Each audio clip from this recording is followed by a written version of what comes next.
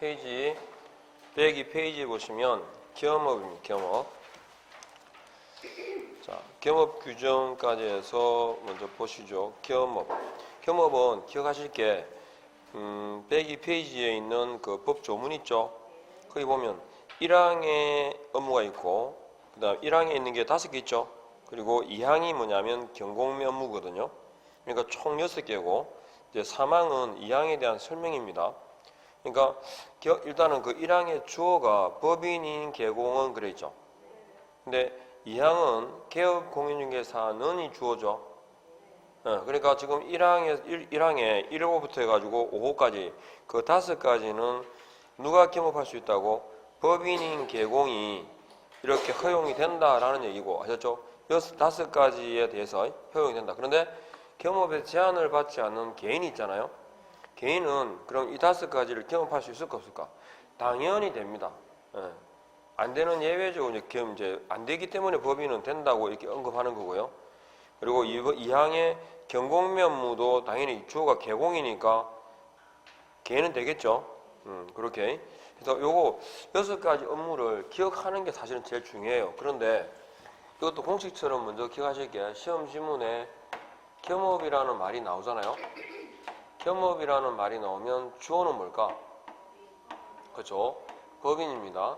그리고 겸업 규정을 위반하게 되면 제재는 등록을 취소할 수 있다. 여기까지는 먼저 기억하셔야 되고, 그러면 법 제14조에 규정되어 있는 업종이 1항의 업종과 2항까지, 그럼 1항에는 5개 있었죠? 그 5가지에 대해서는 5가지는 개업공인중개사가 겸업할 수 있다. 맞죠? 제한받는 법인에게 허용된다는 말은 개인은 당연히 되는 거니까. 그리고 또 모든 개업공인중개사는 경공면 여기 5가지 업무에 대해서 겸업이 가능하다라고 해도 맞는 말입니다. 그런데 2항에 있는 경공매 업무 있죠. 경공매 업무는 원래 이거 원래 변호사 업무거든요. 변호사 업무였던 것을 개업공인중개사도 가능하게 허용한 겁니다. 뭐만? 자격 있는 사람만. 그러니까 개업공인중개사는 경공매 업무를 겸할 수 있다. 맞죠? 그런데 이제 모든 개업공인중개사는 경공매 업무를 겸할 수 있다. X. 이것 때문이죠. 모든이라고 하면 뭐까지 포함된다? 부칙상의 개공이 들어가니까요. 그래서 또 다르게 이렇게 돼요. 법인 아닌 개업공인중개사는 경공매 업무를 겸할 수 있다. X. 법인 아니라는 말은 자연인이죠. 개인이죠. 그 범주에는 뭐 들어간다? 부칙상 개공이 들어갑니다. 그래서 부칙상 개공 때문에 지금 요 지문을 구분하고 있는 이야기입니다. 이거 주어를. 그러니까 특히 겸업이 나오면 주어는 꼭 기억하셔야 되고, 자 그러면 교재에 다시 보시면서 102페이지에 조문 있죠. 1호하고 1호의 관리 대행의 줄을 딱 꺼보세요. 핵심되는 단어들을 안 놓치면 돼요. 1호의 관리 대행이죠. 그러면 4호에는 분양 대행의 줄을 딱 꺼보세요. 그러면 자 관리 대행과 분양 대행에다가 체크하셨으니까 이 두 개를 아래 위로 비교해 보시면 공통점이 있죠. 앞에 대상물이 뭐라고? 상가하고 뭐하고? 상가주택으로만 한정되어 있다. 그래서 관리대행, 분양대행이라 할 때 포인트입니다. 그러면 상가주택에 대한 관리대행과 분양대행이니까 상가주택 말고 토지라든지 창고시설 등에 대한 관리대행, 분양대행은 될까 안 될까? 안 돼요. 누가? 법인이. 알겠죠? 그러니까 공인중개사인 기업 공인중개사는 토지 분양 대행업을 겸할 수 있다. 주어가 뭐였죠? 공인중개사인 기업 공인중개사는 토지 분양 대행업을 겸할 수 있다. 왜 했어? 오죠. 이 분양 대행 관리 대행의 대상이 상가주택이어야 한다고 제한시키는 건 법인만 그렇습니다. 법인만. 개인은 경업 제한 자체가 없어요. 자체가. 이해하겠죠? 그러니까 주어를 놓치면 안 돼요. 이게 자꾸 본문의 내용을 보다 보면 앞에 주어가 공인중개사인 계공인지 법인인 계공인지를 아예 읽고 본 내용만 봐요. 관리 분양대행이네? 토지네? X. 이게 된다고. 이해하겠죠? 항상 주어를 먼저 커팅하시고. 자, 그 다음에 나오는 내용의 핵심은 상담입니다. 상담. 자, 상담이라는 게 포인트 단어고 핵심 단어고, 그러면 뭐에 대해서? 이건 상가주택이 아니라 부동산이에요. 그리고 상담의 범위 컨설팅인데 이용, 개발, 뭐까지? 거래까지의 상담이 돼요. 이용, 개발, 거래 상담. 그러니까 그러면 개발 상담은 되는데 개발업은 돼, 안 돼? 안 돼요. 근데 우리 중개업에 종사하는 사람들의 궁극적인 로망이 뭔지 아세요? 부동산 개발업이에요. 부동산 개발을 해가지고 있잖아. 상가 하나 짓고 아니면 건물 하나 지어가지고 분양해가지고 이게 목적이거든요. 핵심 딱 요지에. 근데 법인은 돼, 안 돼? 안 돼. 그럼 개인은 돼요. 아셨죠? 이용, 개발, 거래 상담. 개발 상담은 되는데 개발업은 안 돼. 누가? 법인이. 자꾸 잊으시면 안 돼요. 그 다음에 핵심 되는 단어가 뭐냐? 중개업이에요. 자, 그래서 중개업에다가 딱 체크를 하시고. 그러면 중개업은 일반인에게 허용되는 것이다, 금지되는 거다. 중개업은 일반인은 중개할 수 있지만 중개를 업을 할 수 있어, 없어요? 없잖아요, 그죠? 그러니까 중개업은 일반인에게 금지되어 있기 때문에 중개업 관련된 경영기법이나 경영정보를 제공하는 것도 누구를 대상으로만? 개업 공인중개사를 대상으로만. 이게 포인트인 거죠. 지금 제가 체크하는 부분들이 주의 깊게 봐야 되고 그게 포인트가 돼요. 그러면 개공. 그러니까 공인중개사가 나온다든지 일반인이 나오면 돼, 안 돼? 안 돼요. 그 다음에 대통령령으로 정하고 있는 주거 이전 부수, 주거 이전에 부수되는 용역의 부수 용역 알선이 나옵니다. 자, 여기서의 포인트는 대통령령으로 정하는 업무라는 거하고 용역의 알선이 포인트입니다. 용역 제공입니까? 알선입니까? 알선. 이 주거 이전 부수 용역이 이사업체, 도배업체거든요. 이사도배업체를 소개해 주는 거지 이사도배업을 겸할 수는 없어요. 그 말입니다. 그래서 이사도배업을 겸할 수 없다라는 거. 그러니까 알선 대신에 뭐가 오겠어요? 제공이라고 나오겠죠. 그리고 지문에 또 예전에 한번 제 미술을 했던 게 뭐냐면 여기 업이 붙었어요.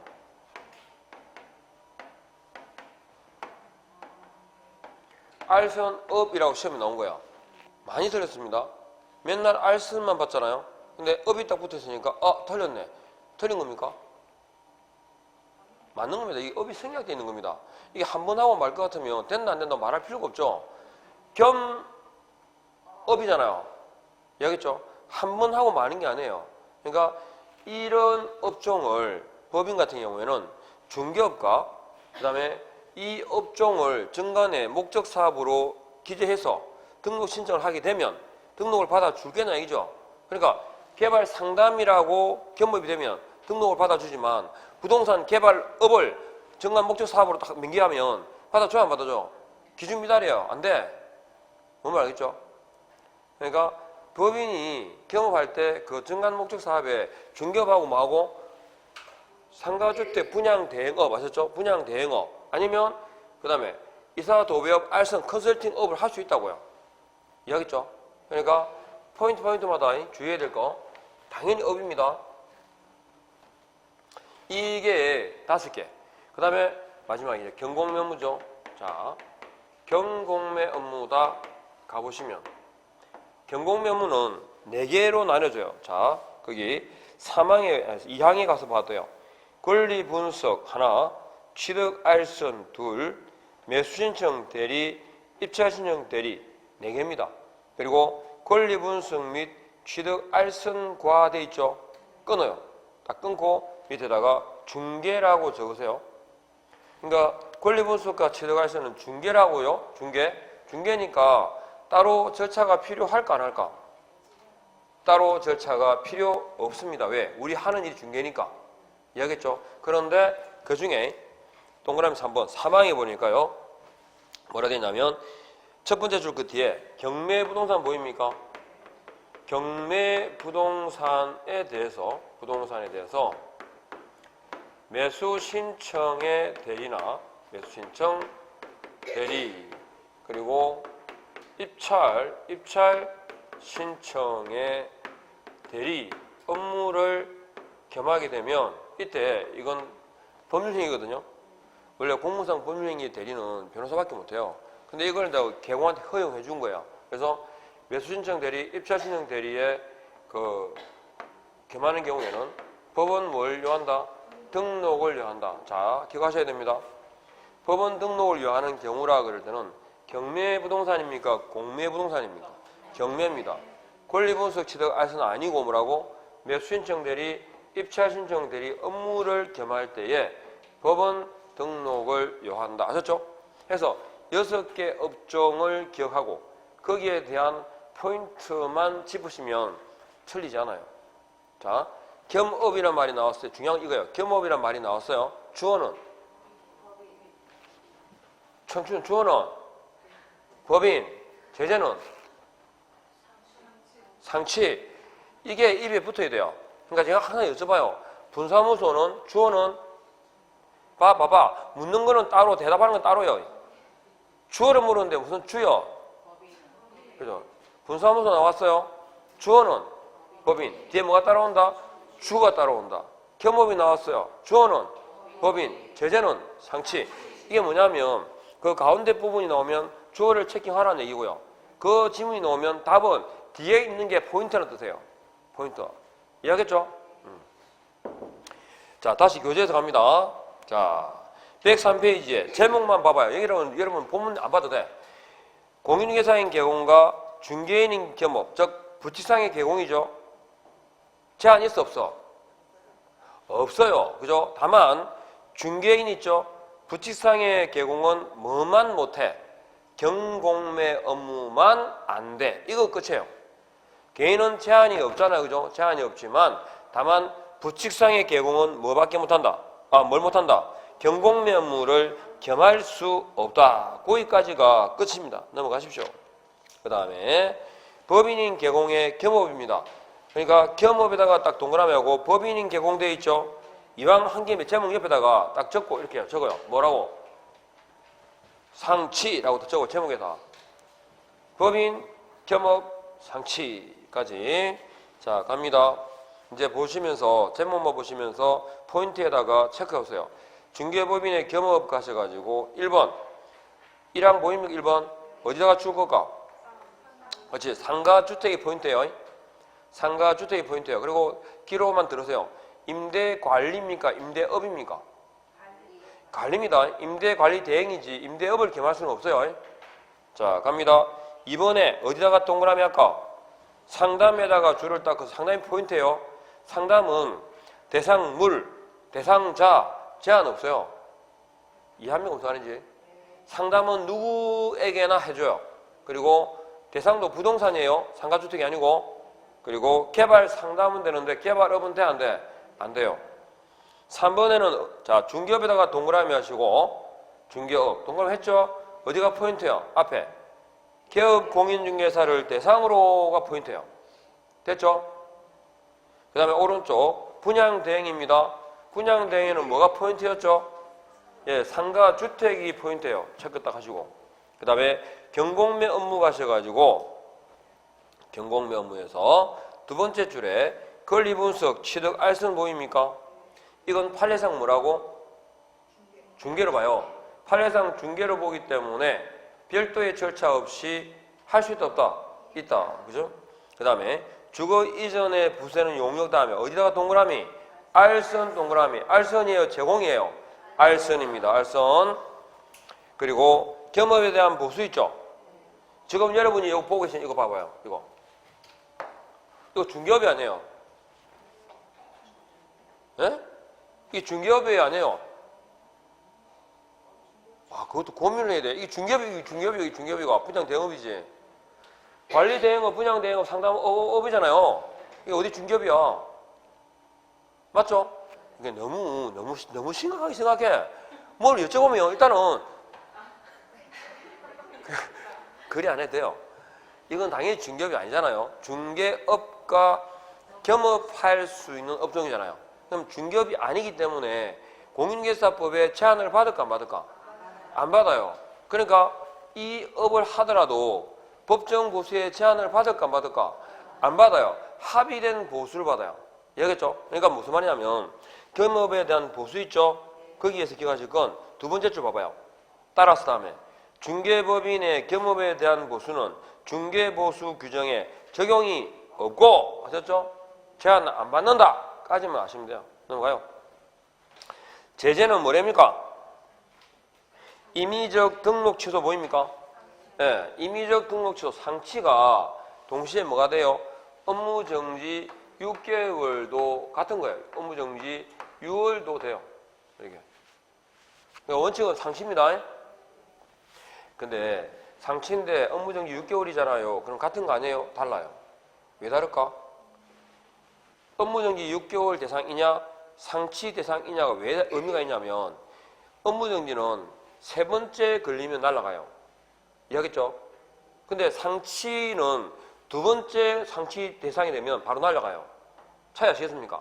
결국 받는 건 업무정지지만 원래 그게 어떤 제재의 대상이냐가 의미가 달라요.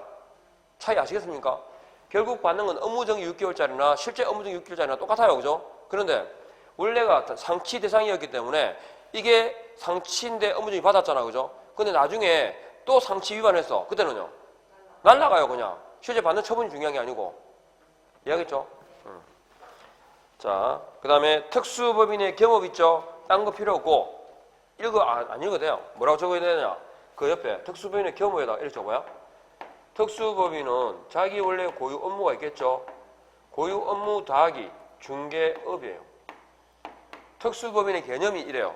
특수법인이란 다른 법률에 의해서 중개업도 할 수 있는 법인을 뭐라 그래? 특수법인 그래요. 그러니까 특수법인이 겸업할 수 있는 업종이 유일하게 중개업입니다. 그러니까 뭐냐? 14조에 규정되어 있는 이 업종 있죠? 이 업종을 특수법인은 겸업할 수 있어 없어요? 없어요. 그러니까 특수법인은 예외가 3개 있습니다. 들어봐요. 처음에 등록할 때 기준을 갖추죠. 특수법인도 등록을 하는 게 원칙이지만 등록 기준을 정하지 않습니다. 두 번째, 분사무소를 법인이니까 둘 수 있지만 책임자 요건을 적용하지 않아요. 두 번째. 세 번째, 겸업할 수 있지만 14조 업무에 대한 겸업이 허용되지 않습니다. 특수법인 알겠어요? 예외? 예. 그렇게 넘어가시고 그 다음에 경공매 알선 대리업 다른 거 필요 없어요. 자, 뭐냐? 경공매 알선 대리업이라 할 때 여기 있죠? 권리분석과 취득 알선은 판례상 뭐로 본다고? 중개로 보기 때문에 별도의 절차가 필요 있다 없다?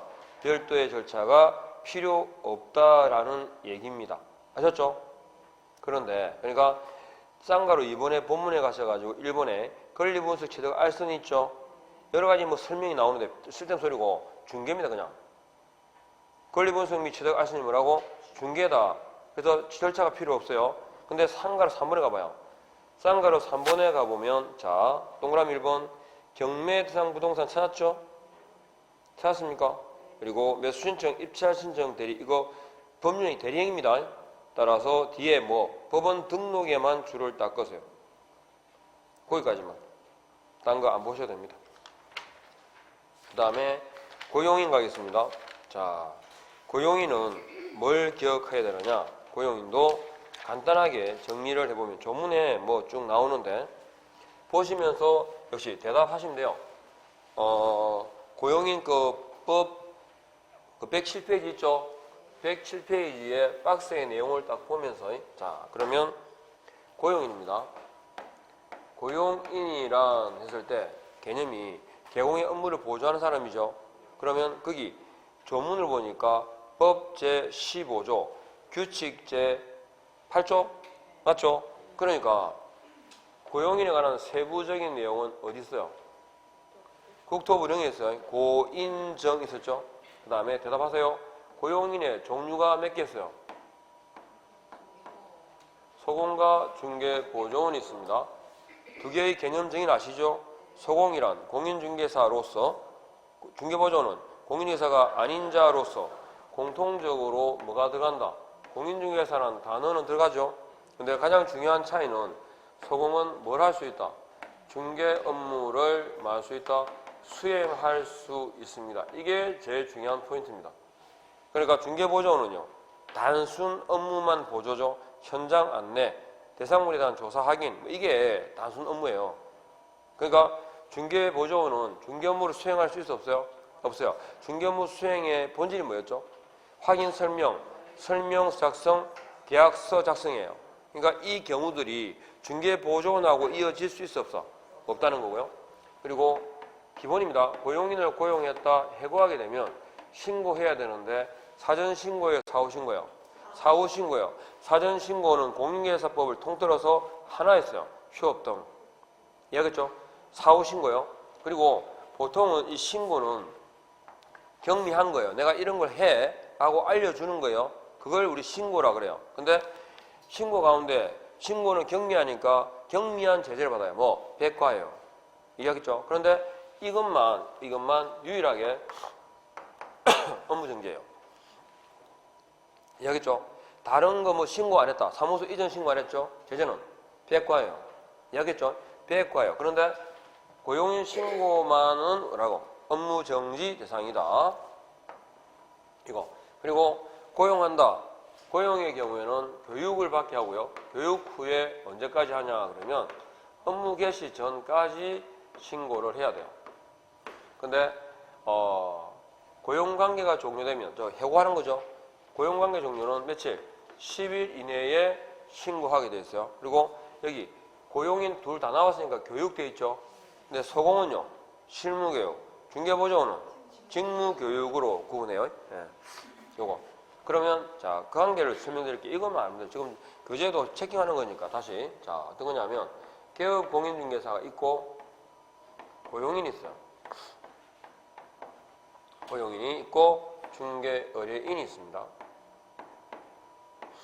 이렇게 됐을 때 개공과 고용인은 중개의뢰인에 대해서 연대 책임을 져요. 연대 책임을 지는데 연대 책임의 성격이 부진정 연대 채무관계에 있다라고 봅니다. 부진정이란 말은 연대 채무가 아니라는 뜻이 아니고 연대 책임은 진정, 부진정 두 개가 있어요. 둘 다 연대 책임이 하셨죠? 성격의 차이가 나는 거예요. 어떤 거냐 그러면 A라는 사람이 B한테 돈을 빌리는데 C라는 사람이 보증을 썼어요. 근데 A, B는 단순 채권 채무 관계 아니라 다른 인간적 관계에 있는 거야. 그래서 B가 뭐랬냐면 내가 지금 형편이 어려우니까 안 받을게. 다음에 나중에 형편 나아지면 네가 뭐 갚든지 아니면 지금은 내가 돈을 안 받을게 라고 얘기한 거야. 그러니까 C가 B한테 대신 갚을 의무가 있습니까? 없죠, 그죠? 채무를 면제해 줬을 때 그 면제 효과가 연대 채무자에게 미치는 경우가 뭐라고? 진정 연대 채무예요. 이해하겠죠? 그런데 차가 이렇게 있어요. 차가 승용차가 이렇게 있죠. 이게 앞에 기사가 있고 뒤에 차주가 오너가 타고 있어요. 근데 이게 빵 하고 사고가 난 거예요. 사고가 났을 때 이 피해자가 기사는 형편이 어려우니까 있잖아요. 기사한테 당신에게는 내가 배상을 요구하지 않겠다 라고 했어요. 그렇다고 하더라도 이 피해자는 차주에게 책임을 물을 수 있어요. 즉 그 가해자인 이 운전기사한테 채무를 면제해줬죠. 그 면제효과가 연대 채무자인 차주에게 미치지 않는 경우를 뭐라 한다고? 부진정 연대 채무. 그러니까 중개의뢰인이 고용인에게 당신에게는 배상을 요구하지 않겠다라고 해도 누구한테 할 수 있어요? 개업 공인중개사에게 따로 배상을 청구할 수 있습니다. 이게 뭐라고? 부진정 연대 채무. 연대 책임을 진다 아셨죠? 다만 성격이 그렇다고요? 그러면 둘 사이에서 어떻게? 자, 민사 책임의 관계를 보면 고용인이 중개의뢰인에게 미확인 개발 계획을 유포한 거예요.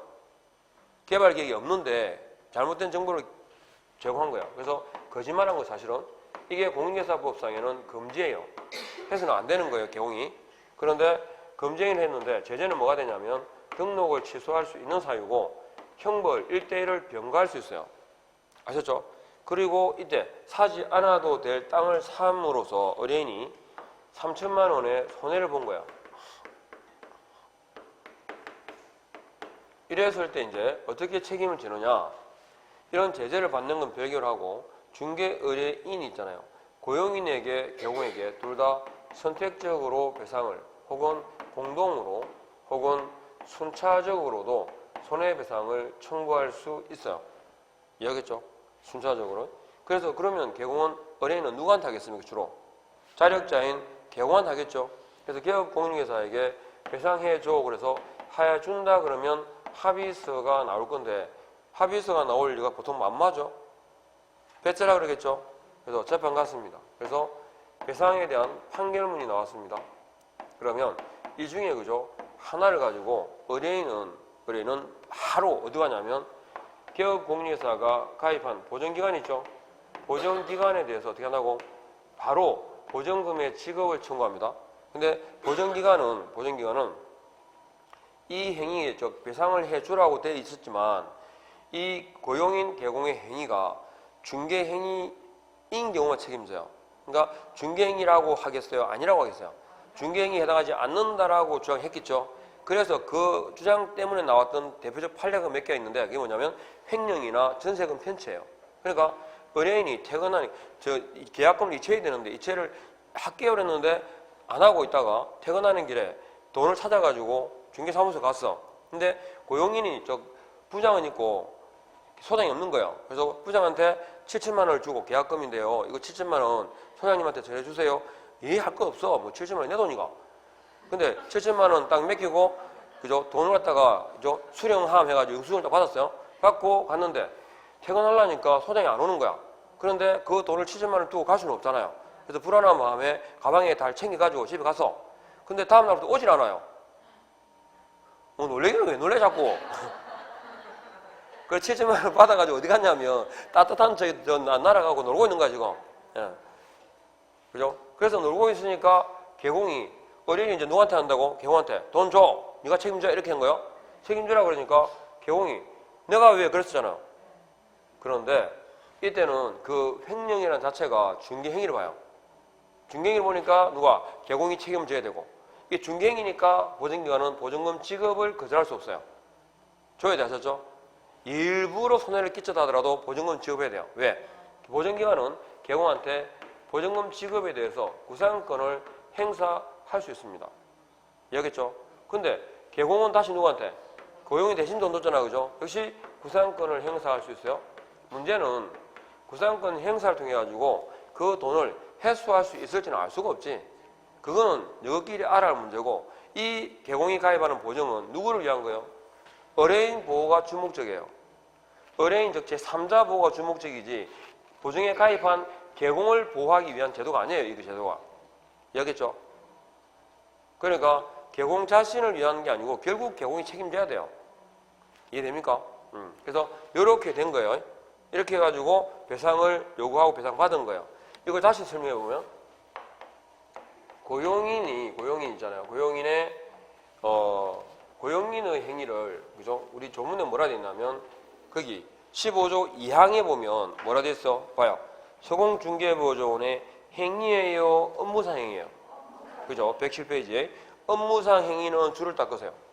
그거 꼭 기억해야 되고. 그러니까 모든 행위가 아니라 뭐라고? 업무상의 행위예요. 업무상 행위는 누구 행위를 본다? 개공의 행위로 본다. 본다 동그라미 하시고. 본다. 추정이에요, 간주예요? 간주. 아셨죠? 이 추정한다 이랬던 나온 적 있으니까. 간주예요. 이건 뭐예요? 간주. 본다라는 말은 개공이 책임을 진다 이 뜻입니다. 그죠? 그리고 내가 다 책임질게 많이 들어봤죠? 언제? 결혼하기 전에 들었죠? 오빠가 다 책임질게 이렇게 들었을 거죠? 그죠? 예? 예전에 제 초등학생에 그분이 있었어요. 그러니까 제가 오빠가 다 책임질게 그러니까 아닌데요. 제가 다 책임진다 그랬는데요. 그러니까 누나가 다 책임진다 그랬대요. 연하랑 결혼해가지고 그만 누나가 다 책임질게 그래가지고 결혼했대요. 오빠가 다 책임지지는 않아요. 아셨죠? 그러니까 뭐만 업무상 행위만 책임져요. 업무상 행위 뭐라고? 중개행위예요. 그러면 중요한 게 어떤 게 중개행위인지를 따져봐야 될 거 아닙니까? 어떤 게 중개행위냐는 이렇게 판단해요. 외형상 객관주의입니다. 그러니까 개공과 고용인의 주관적 의사를 고려한다, 고려하지 않는다. 고려하지 않습니다. 그럼 외형상 객관주의가 뭐냐면 사회 통념상 이 말입니다. 일반적으로 외관상 볼 때 중개행위에 포함되면 중개행위라고 보겠다, 판단하겠다 이런 말이니까요. 자, 좀 이렇게 딱 해가지고 개공이죠. 개공의 행위를 본다요. 자, 그러면 고용인의 행위가 과실 책임을 부담하는 민사 책임의 경우에 개업 공인중개사는 잘 들으세요. 자신에게 과실이 없음을 입증한 경우에도 또는 개공이 고용인에게 상당한 지휘와 관리 감독 의무를 게을리 하지 않은 경우에도 배상 책임을 집니다. 왜요? 민사 책임 무과실이니까요. 이해하겠죠? 그래서 무과실 책임을 지고 이때 개공은 누구에게? 고용인에게 구상권을 행사함으로써 회수할 수 있습니다. 왜? 대신 줬잖아. 구상권이라는 건 타인의 채무를 대신 변제한 거죠. 내가 네 대신 돈 줬으니까 내놔 이거잖아요. 자, 그리고 중요한 게 무과실로 민사 책임을 부담하기 위한 전제가 뭐냐면 고용인 행위가 과실 책임에 해당하는 경우라 해야 됩니다. 그러니까 시험 질문에 고용인의 고의 과실 없이 라고 넣으면 개공 책임져 안 져? 안 져요. 아셨죠? 그 다음에 법 제48조의 3대3 법 제49조의 1대1이라는 이걸 뭐라고 하냐? 행정형벌이라고 합니다. 알아들었습니까? 그러니까 공인중개사법상에 제일 센 거예요. 그래서 행정형벌에 해당되는 위반을 했어요. 중한 위반을 한 거죠. 그럼 중한 위반을 한 이유를 어디에서 찾느냐 그러면 개공이 고용인에 대해서 관리 감독을 제대로 하지 않았기 때문에 이렇게 심각한 위반을 했다 이렇게 보는 거야. 그래서 행위자만 처벌하는 게 아니라 그 감독자에 있는 개공도 같이 양자를 같이 처벌하겠다라는 게 뭐예요? 양벌 규정이에요. 그러면 양벌 규정을 적용하는 이유는 개공이 뭘 안 했기 때문에 관리 감독을 똑바로 안 했기 때문이죠. 그럼 뒤집어서 개공이 관리 감독을 똑바로 한 경우라면 형벌이라도 양벌 규정을 묻는다 안 묻는다? 양벌 규정을 적용하지 않습니다. 그러니까 양벌 규정에는 면책 사유가 있어 없어요? 있어요. 양벌 규정이라 가지고 당연히 형벌이라고 해서 양벌 규정을 적용하지 않는다는 거. 그러면 양벌 규정에 의해 가지고 그 개공에게는 해당 조에 규정된 혹은 동조항에 규정된 그래요. 뭐야? 고용인이 48조 위반이라면 얼마? 3천만 원. 49조 위반이라면 1,000만 원 이 말입니다. 이게 해당 조에 규정된 동조항에 규정된 뭘 가한다? 벌금형이라는 형사상의 책임을 묻겠다 이 말입니다. 그런데 이 벌금은 내 잘못으로 받은 거예요? 내 잘못 관계 없이 받은 거야?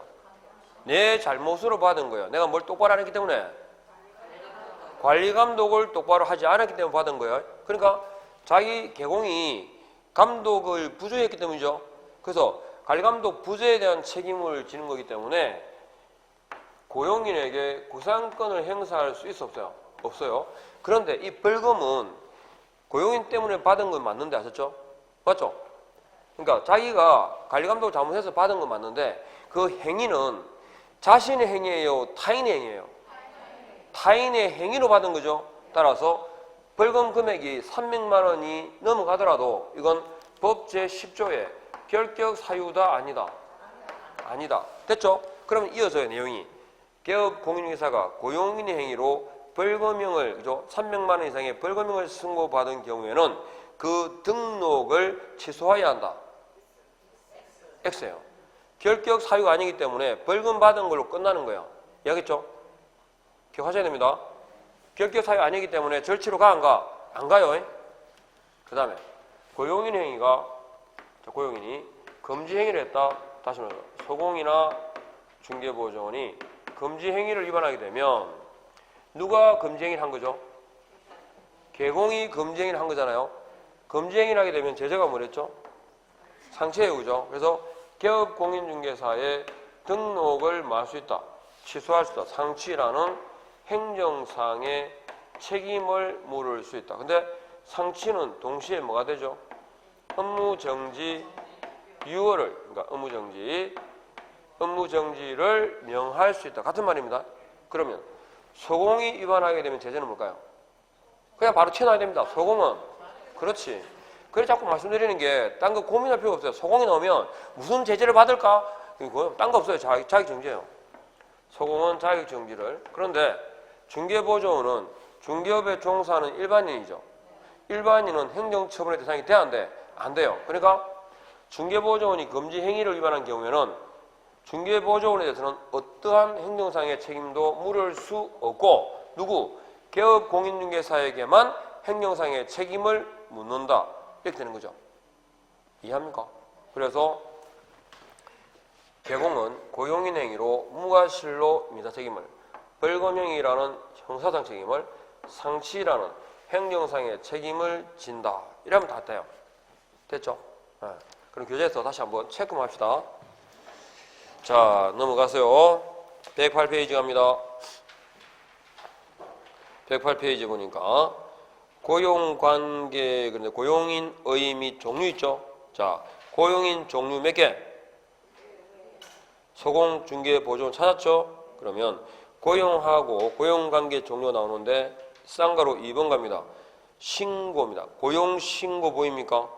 고용신고 해가지고 자 동그라미 기억해 보니까요. 소공은 무슨 교육? 실무교육. 중개보조원은 직무교육을 받도록 한 후 언제까지? 업무 개시 전까지 줄을 딱 끄십시오. 됐습니까? 신고해야 됩니다. 그리고 외국인의 경우에는 결격 사유에 해당하지 아니함을 증명하는 서류 있죠. 즉 소공이나 중개보조원이 외국인일 수도 있잖아요. 그때는 그 결격 사유자가 아님을 증명하는 서류가 뭐죠? 공증서류입니다. 공증서류를 제출하라. 그 다음에 동그라미 연애 소공의 고용신고에 대해서는 자격 확인 요청을 하겠죠. 누구한테? 자격 요청을 발급한 시도지사에게. 그리고 동그라미 연애 세 번째 줄에 그 뒤에 줄을 닦으세요. 어디? 결격 사유 해당 여부, 교육 수료 여부를 확인하여야 한다까지 줄을 닦으세요. 찾았습니까? 동그라미 연애 밑에서 두 번째 줄입니다. 결격 사유 해당 여부와 교육 수료 여부를 확인하여야 한다. 그죠? 그리고 디귿에 소공에 모두 등록할 수 있죠. 고용신고할 때 인장 등록이 됩니다. 누구의 인장? 소공의 인장입니다. 그리고 오른쪽 갑니다. 나머지 안 봐도 돼요. 동그라미 2번에 보십시오. 2번에 고용관계 종료는 두 번째 줄이에요. 종료된 날부터 10일 고용만 쭉 보세요. 고용은 업무 개시 전까지, 고용관계 종료는 10일 이내에 협회 통보합니다. 언제까지요? 다음 달 10일까지에다가 줄을 딱 긋고. 제목을 못 찾겠으면 제목 먼저 보세요. 제목. 본문은 설명만 들어도 돼요. 제재갑니다. 제가 신고 안 하면 100과 그랬죠. 그런데 유일하게 고용인 신고는요. 업무정지입니다. 그 제재 마지막 줄. 업무정지 처분을 받을 수 있다. 그죠? 그 다음에 고용인의 업무 범위가 나오는데 따로 필요 없고 소공이다 할 때는 주의하실 건 중개 업무 수행이죠. 두 번째 줄에. 중개 업무도 수행할 수 있다. 요것만 기억하세요. 즉 개공이 하는 일을 누구나 할 수 있다. 소공이 할 수 있다. 나머지 두고 그 다음에 다음 페이지 중개보조원 있죠. 중개보조원은 뭐밖에? 두 번째 줄에 단순 업무 보조뿐입니다. 단순 업무 보조만 이렇게. 그 다음에 111페이지 고용인의 행위입니까? 업무상 행위입니까? 그죠? 업무상에다가 딱 동그라미 해두시고 그러면 첫 번째 민사 책임인데 무과실 책임입니다. 아셨죠?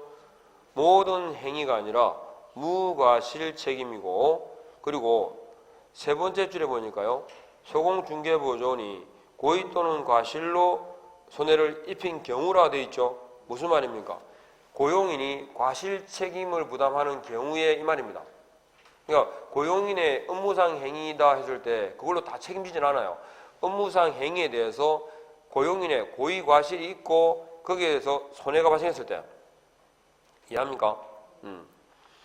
그 다음에 자 밑에 업무상 행위의 범위가 나오잖아요. 봤습니까? 그 세 번째 줄 해봐요. 외형상 객관적으로 줄을 닦아요. 껐죠? 잘 따라오십니까? 여러분 잘 따라오는 게 실력이에요. 아, 이놈 인간이 어디 갔지? 이놈 인간이 어디 갔지? 하고 막 찾고 있으면 안 돼요. 아셨죠? 그러니까 항상 어디에 포인트를 맞춰야 돼요? 제목에 포인트를 맞춰, 제목에. 예, 못 찾을 때는. 그래서 업무상 행위 범위 있잖아요. 그 세 번째 줄에 뭐라 했어요? 외형상 객관적으로 줄 다 긋고 그 대표적 예가 맨 마지막 줄 횡령 있죠, 횡령. 횡령이나 전세금 편취 같은 경우가 중개행위예요. 그 다음에 부진정 연대 책임이다 돼 있죠. 부진정 연대 채무관계에 있다. 그래서 밑에 세 번째 줄 동시 또는 선택적으로 배상을 청구할 수 있다 이거 이해하겠죠? 개공과 고용인은 부진정 연대 채무관계이기 때문에 어떻게 할 수 있다고? 선택적으로 공동으로 순차적으로도 배상을 청구할 수 있다. 됐습니까? 넘어갑니다. 그 다음에 자 쌍가로 2번 행정상의 책임입니다. 행정상의 책임 두 번째 줄에 있어요. 세 번째 줄에 개공이 어떻게 된다고? 등록 취소나 업무정지 처분을 할 수 있다. 줄 다 긋고. 그러니까 개업공인중개사는 고용인의 행위로 등록 취소 또는 업무정지라는 행정상의 책임을 진다 이 말이죠. 그 다음에 형사상 책임입니다. 형사상 책임은 두 번째 줄에요. 징역 또는 벌금에 해당하는 위반 행위를 한 때까지 줄을 다 긋고 이게 뭐냐? 내자로 요겁니다. 행정 형벌에 해당하는 위반 행위를 한 때 다시 말해서 법제 48조 49조의 위반 행위를 한 때 같은 말이에요. 뭐라고? 형벌일 때. 그 말이 형벌일 때. 그러니까 행정처분이라든지 행정질서벌 즉 과태료 처분 같은 경우에는 양벌 규정이 있어 없어요? 없어요. 없다는 말이에요. 아셨죠? 그거에. 자, 그래서 그 경우에는 바로 밑에 줄 것이요. 해당 조에 규정된 벌금형을 과한다. 해당 조에 혹은 동조항에 규정된 벌금형을 과한다지 동일한 벌금액을 말하는 게 아닙니다. 아셨죠? 동일한 금액에 벌금형을 과한다? X요. 법정형이 같다는 거야. 벌금형이라는. 이해하겠죠? 그래서 그것까지. 그리고 양벌 규정을 적용하는 것은 상당한 주의와 관리감독 의무를 게을리하지 아니한 경우에는 그렇지 않다 돼 있죠. 즉 양벌 규정에는 면책 사유가 있다 없다? 있다라는 말입니다. 그리고 거제에 보면 있어요. 세 번째 줄 한번 봐요. 오른쪽 페이지에 벌금형을 선고받을 때 그죠? 그러니까 같은 금액의 벌금형을 선고받는 것은 아니고 해당 조의 벌금형의 저 범위가 최고액만 동일할 뿐이다. 이해하셨겠죠? 그리고 300만 원 이상이라 하더라도 마지막에 결격이다 아니다. 아니다. 개공 자신의 행위는 아니거든요. 이해하겠죠? 결격 사유에서의 벌금은 누구 행위? 개공 자신의 행위일 때까지 보시고 넘어갑니다. 됐죠? 쉽죠? 그 다음에 115페이지. 자, 고용인은 딱 여기까지 하고요. 그 다음에 이 인장도 굉장히 간단합니다. 간단한데 한 문제는 나와요. 보시면서 역시 대답만 잘하고 따라오시면 돼요. 세세하게 막 그 안에 막 적을라 이래 하지 않아도 돼요. 봐. 인장이죠, 인장. 자, 제가 여쭤봅니다. 인장은 등록합니까? 신고합니까? 보고 대답해요, 보고. 그렇죠? 인장은 등록한다 돼 있죠? 네, 등록입니다. 그리고 조문에 이건 법 조문만 나오는데 세부적인 내용은 어디 있을까요? 국토부령에 있습니다. 기억하시겠죠? 고인정의 두 번째입니다. 그리고 위반하게 되면 제재는 정지 처분이다. 이렇게 딱 제목 정해놨어요. 인장 등록에 관한 내용입니다. 갑니다 이제. 그럼 인장 등록은 첫 번째 누가 할까요? 찾아서 대답하세요. 개공 소공입니다. 개공 소공이. 의무자 제목 있죠? 의무자. 그 다음에 시기는 언제까지 할까요? 언제까지 할까요? 업무 개시 전까지 합니다. 그런데 언제부터 할 수 있을까요? 개공이라면 등록 신청 시부터, 소공이라면 고용 신고 시부터 할 수 있다. 그죠?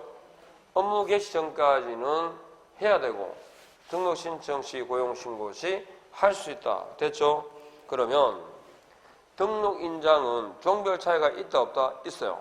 그게 개인하고 그다음에 법인으로 나뉘어지는데 여기서 개인이란 공인중개사인 개공, 부칙상의 개공, 소속 공인중개사까지를 뭐라 그래? 개인이라고 해요? 예, 개인으로 봐요. 그리고 제목 옆에 바로 적어요 그냥. 개인인 개공 소공은 해가지고 자 개인은 인감 사용의 의무가 없어요. 뭘 그럼 인감이라고 하느냐? 인감증명법 있죠? 인감증명법에 의해서 읍면동 사무소에 신고한 인장을 뭐라고 한다? 인감 그럽니다. 그러면 개인은 인감 사용의 의무가 없으니까 공인중개사법을 통틀어서 인감증명법이라는 단어 자체가 나오면 안 돼요. 이해하셨어요? 그러니까 개인은 인감 사용의 의무가 없습니다. 그러니까 거래 당사자도 매매계약서에다가 도장을 찍잖아요. 그 도장이 인감이에요? 그냥 도장이에요? 도장이에요. 제일 좋은 건 뭐예요? 무인이지 뭐. 이것만큼 내가 내라는 게 하시는 게 어디 있어요? 맞죠? 굳이 도장을 찍을 필요는 없어요. 자, 그런데 개인은 인감 사용의 의무는 없는데 뭐라 되어 있냐면 주민등록표, 가족관계 등록부상에 나타난 성명되어 있어요. 그게 뭐죠? 실명입니다. 실명의 일정 크기의 인장이거든요. 사이즈가 7에서 30cm입니까? 밀입니까? 그것만 딱 제목 옆에다 적어놓고 다른 거 안 봐도 돼요. 실명의 일정 크기라는 말이 나오면 주어는 개인입니다. 자, 그러면 법인은 개인과 다르게 인감 사용의 의무가 있어요. 그럼 뭘 법인의 인감이라고 하냐? 그러니까 상업등기 규칙에 의해서 신고한 인장을 법인 인감 그래요. 그래서 상업등기 규칙에 의해서 신고한 인장인데 법인은 주사무소와 분사무소는 아니겠죠. 주된 사무소는 상업등기 규칙에 의한 법인 인장을 등록합니다. 그럼 분사무소는 법인의 인장을 등록할 수도 있고 상업등기 규칙에 의한 법인의 대표가 보증하는 인장을 등록할 수도 있습니다. 그러니까 종류가 몇 개죠? 2개입니다. 2개는 선택이라는 뜻입니다. 이렇게 나오죠. 제일 보편적으로 많이 나온 게 법인의 분사무소에서 중개행위 시 사용할 인장은 법인의 대표가 보증하는 인장으로 등록해야 한다. 등록할 수 있다. 어디에다가? 그치? 주된 사무소, 분 뒤에는 주가 오니까 이렇게요. 됐죠? 그러면 여기면 이게 다예요. 사실 이게 다예요. 그리고 시험 지문에 인감 증명서가 나옵니다. 그럼 주어는 뭘까요? 그렇죠. 법인, 인감이니까요. 법인. 그리고 법인은 인감 증명서를 제출할까요? 아니면 인장을 등록할까요?가 아니고요. 인감 증명서 제출로 인장 대출을 가름합니다. 가름한다, 가름할 수 있다. 가름한다. 자, 그래서 주어를 꼭 체킹해야 될 게 우리 3개 있거든요. 자, 분사무소 나왔다. 주어는 법인. 뭐가 따라오죠? 주가 따라와야 됩니다. 겸업이 나왔습니다. 주어는 법인. 제재는 상취. 그 다음에 인감증명서가 나왔다. 주어는 법인. 가름한다, 가름할 수 있다. 가름한다. 이 3가지는 아셨죠? 꼭 주어를 체킹하셔야 되고 그 뒤에 따라오는 부분이 답을 찾는 포인트예요. 딱 체킹하시고. 그 다음에 인장을 변경한다. 변경 전일까요? 변경 후일까요? 후에 7일, 10일, 7일 내에 등록할까요? 신고할까요? 등록합니다. 딱 3가지 파트입니다. 변경 후 7일 내 등록. 됐죠? 그리고 이 경우에 인장을 등록할 때도 마찬가지고 변경의 등록도 마찬가지고 뭘 첨부해야 될까? 뭘 첨부해서 제출할까요? 등록증 원본입니다. 왜? 인장 등록한 것도 마찬가지고 변경하는 것도 마찬가지고 그 인장을 찍어야 돼요. 밑에 등록증에. 그러니까 인장 등록할 때 변경 등록할 때 뭘 첨부한다고? 등록증 원본을 첨부해서 제출하라 이렇게 되어 있습니다. 그리고 위반에 대한 제재가 뭐랬죠? 정지 그랬죠? 그러니까 개공이라면 무슨 정지? 개공인데 소공은? 그래서 제가 말씀드리는 거죠. 기계적으로 기억하라는 게 소공 그러면 자기 정지 튀어나오고 자기 정지 그러면 소공이 튀어나와야지. 왜 뜬금없이 엉뚱하게 튀어나와? 아셨죠? 스스로 생각할 때도 좀 심하지 않습니까? 같은 소리를 지금 몇 번 하고 있는데 지금. 자, 그래서 인장은 이렇게 다시 교재 보시면서 이제는 본문 보지 마요. 제목이 답이의 문제예요. 대답하셔야 돼. 자, 인장은 등록합니까? 신고합니까? 등록. 제목에다 위에 딱 동그라미 했죠? 보면서도 신고로 대답한다니까요. 그죠? 그 다음에 인장 등록의 의무자가 누굽니까? 개공등입니까? 개공소공입니까? 개공등. 시기는 언제까지? 업무 개시까지. 언제부터 할 수 있죠? 등록 신청 시, 고용 신고 시.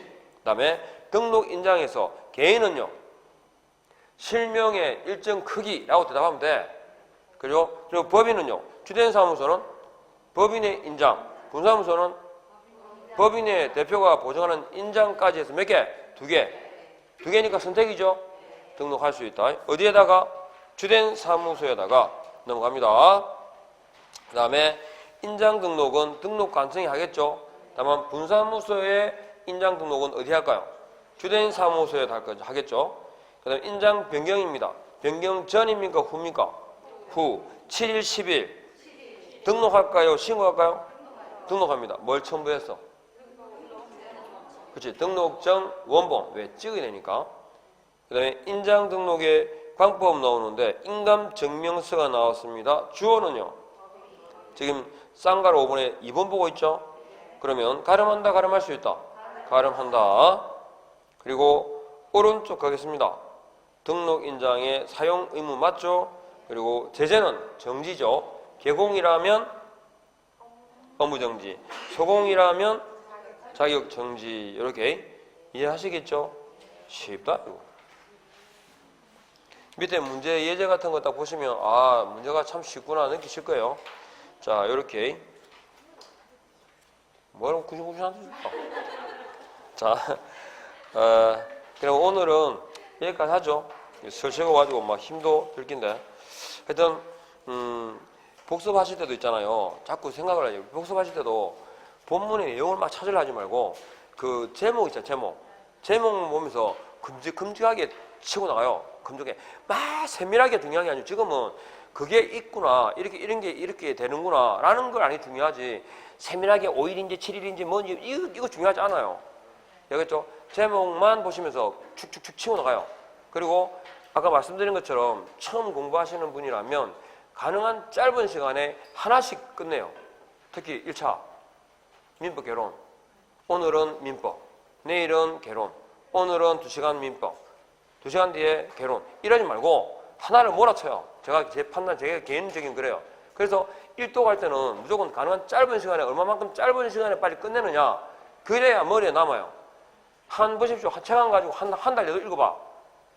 앞에 읽고 넘어가면 뒤에 가 있으면 뒤밖에 기억 안 나. 앞에 하나도 기억 안 나고. 아셨죠? 가능한 짧은 시간에 몰아치는 게 중요해요. 몰아치는 게. 자, 고생하셨고 다음 주에 뵙겠습니다. 수고하셨습니다.